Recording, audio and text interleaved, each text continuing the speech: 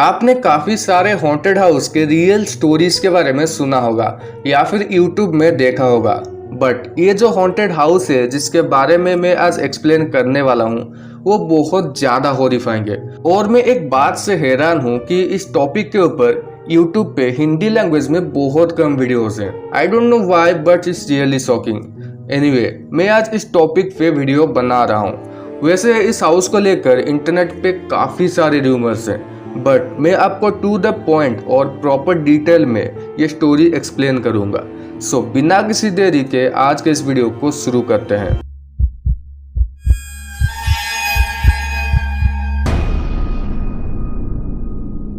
साल 1912 जून 10 तारीख United state की एक शहर विलिस्का में एक घर का हालत देखकर उस घर के सारे नेबर्स अपनी आंखों पर भरोसा नहीं कर पा रहे थे, क्योंकि उस घर में चारों तरफ डेड बॉडीज पड़ी हुई थी और पूरा घर जैसे खून से नहा रहा था।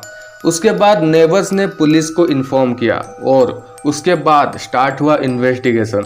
और पुलिस ने इस केस को स्टार्टिंग से समझने की कोशिश किया, लाइक हु आर दे।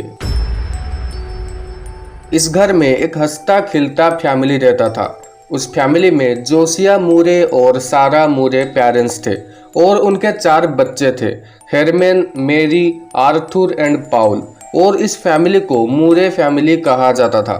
1912 जून 9 तारीख को मैरी मूरे ने अपने घर पे 2 फ्रेंड्स को इनवाइट किया था वो नाइट स्पेंड करने के लिए, क्योंकि उस रात उनके घर के पास एक चर्च में कुछ फेस्टिवल या प्रोग्राम था।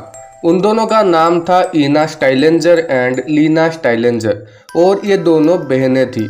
उसके बाद ये 8 लोग वो फेस्टिवल सेलिब्रेट किए और रात को करीब 9:30 बजे उनका फेस्टिवल ख़त्म हो गया और ये सब काफ़ी खुश थे। पर इनको अंदाज़ा भी नहीं था कि कुछ घंटे बाद इन सब के साथ क्या होने वाला है। उसके अगले सुबह 7 बजे उनका एक नेबर को थोड़ा सस्पेक्ट हुआ कि मूरे फैमिली से कोई भी बाहर क्यों नहीं आ रहा है, तो वो मूरे रेसिडेंट का डोर नॉक करने लगी।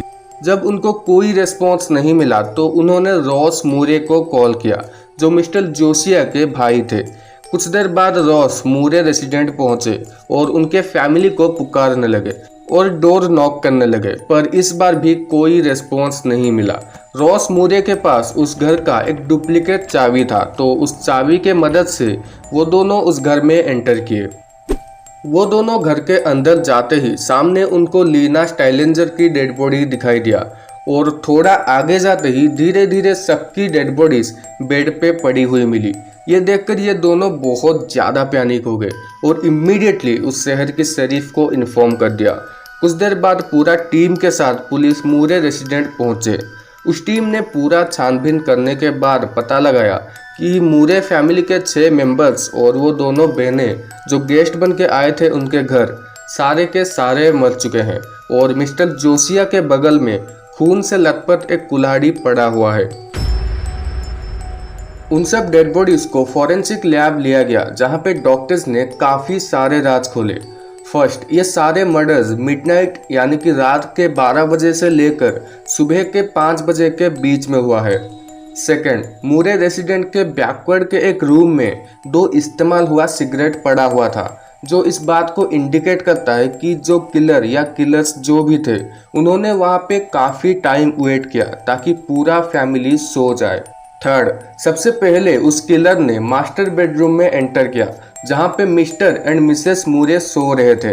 वहाँ पे उस किलर ने मिस्टर एंड मिसेस मूरे के फेस पे एक्स से अटैक किया और सारे 8 विक्टिम्स में से सबसे ज़्यादा बार मिस्टर जोसिया पे किया गया था, क्योंकि मिस्टर जोसिया को इतनी बार एक्स से मारा गया था जिसके वजह से उनका फेस एक वेजिटेबल को स्लाइस करने के बाद जैसे बन जाता है वैसे बन गया था और उनके दोनों आंखें मिसिंग था। फोर्थ, मिस्टर जोसिया के अलावा सारे विक्टिम्स को उस किलर ने एक्स की बट साइड से हमला किया था। एक्स के ये जो पोर्शन है जहाँ पे लकड़ी घुसता है उसे बट साइड कहा जाता है, ओके। और सारे विक्टिम्स के चेहरे पर ही वार किया गया था। फिफ्थ, वो किलर उस फैमिली के सारे 6 मेंबर्स को मारने के बाद फिर से मास्टर बेडरूम में गया था और मिस्टर मूरे के फेस पे और कई बार उस एक्स से वार करने लगा और उनके फेस पर किक्स भी किया था। जैसे उस किलर के दिमाग में बहुत ज़्यादा खून सवार था मिस्टर जोसिया के लिए। 6th, उसके बाद वो नीचे वाले फ्लोर पे गया जहाँ पे गेस्ट रूम था और वहाँ पे वो दोनों बहनें सोई हुई थी। वहाँ पे उसने पहले ईना स्टाइलेंजर जो छोटी बहन थी उसको मारा, फिर उसकी बड़ी बहन लीना स्टाइलेंजर को।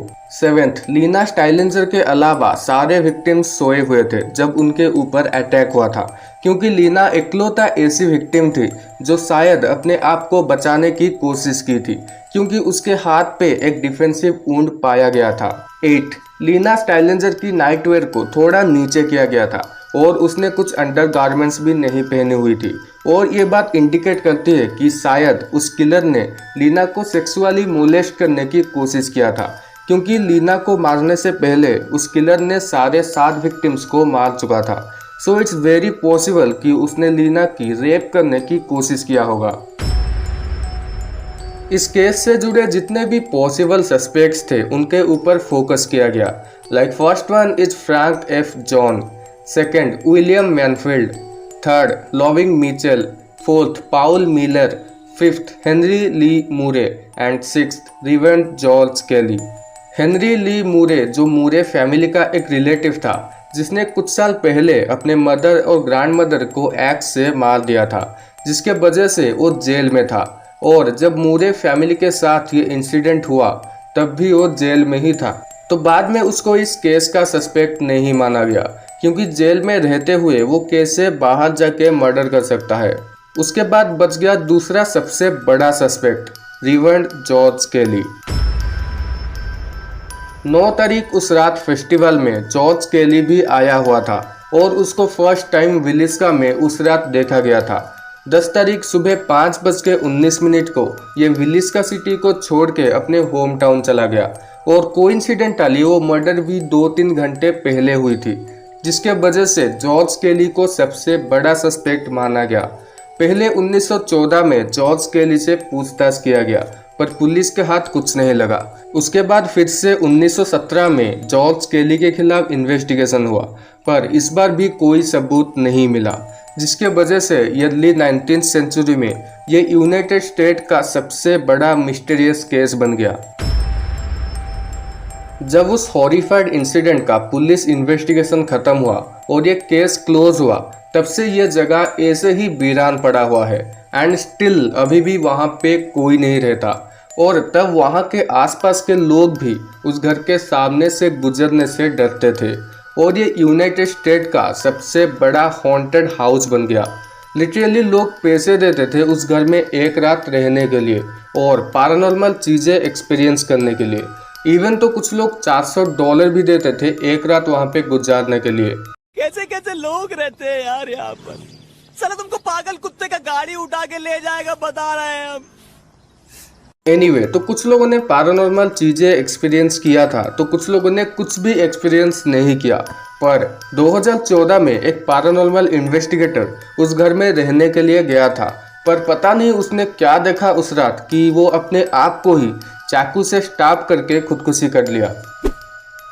इस इंसिडेंट को कुछ पॉपुलर टीवी शोज में भी कवर किया गया था, like ghost adventure, scariest place on earth, most terrifying place in America, lower broadcast, my favourite murder broadcast, destination fear, और ऐसे ही बहुत सारे टीवी शोज।